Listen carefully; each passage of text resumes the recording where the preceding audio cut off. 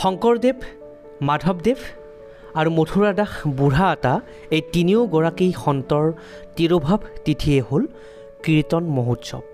স্থানীয় ভাষাত কীৰ্তন বুলি কোৱা হয়।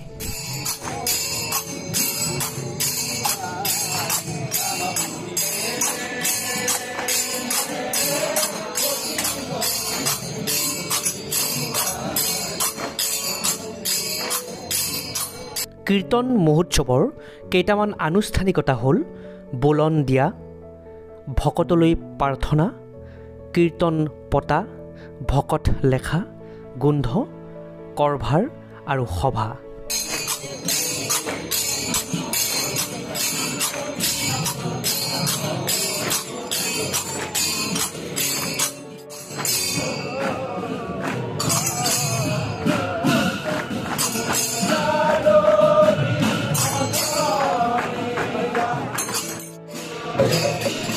তিনিওটা কীৰ্তনৰ সভাৰ দিনাখন আবেলি সত্ৰত কৰভাৰ দিয়া প্ৰথাটো প্ৰচলিত হৈ আহিছে।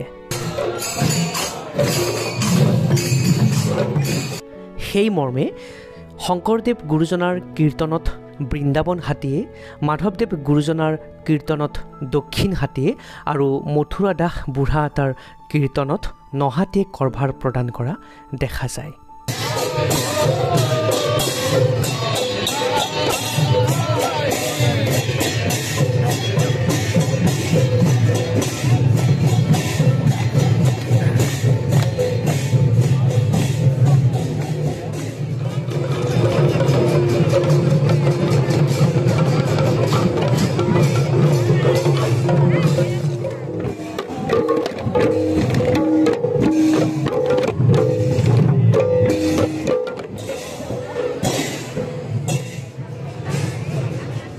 কৰভাৰ প্ৰদান কৰা প্ৰথাটো প্ৰথমে মথুৰা দাস বুঢ়া আতাৰ দিনৰ পৰাই প্ৰৱৰ্তন কৰিছিল বুলি কোৱা হয়।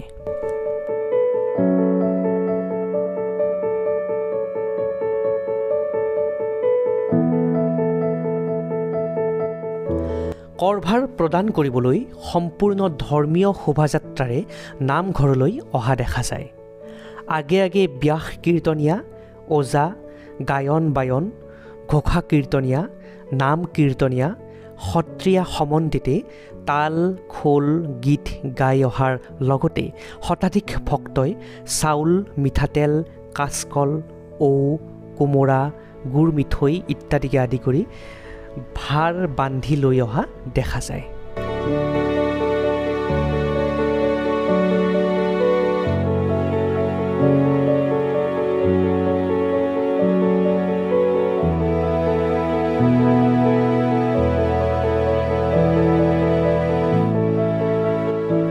কীৰ্তন মহোৎসৱৰ মাজতেই সত্ৰত গুৰুকৰ দিয়াৰো এক প্ৰথা আছে।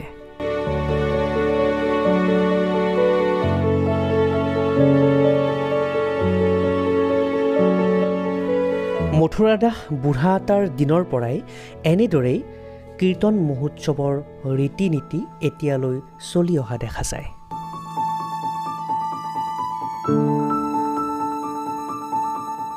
এই ভিডিঅ'টোৰ জৰিয়তে বৰপেটা সত্ৰৰ ভিতৰত শংকৰদেৱ গুৰুজনাৰ কীৰ্তন মহোৎসৱৰ কিছু দৃশ্য দেখুৱাবলৈ চেষ্টা কৰিলোঁ।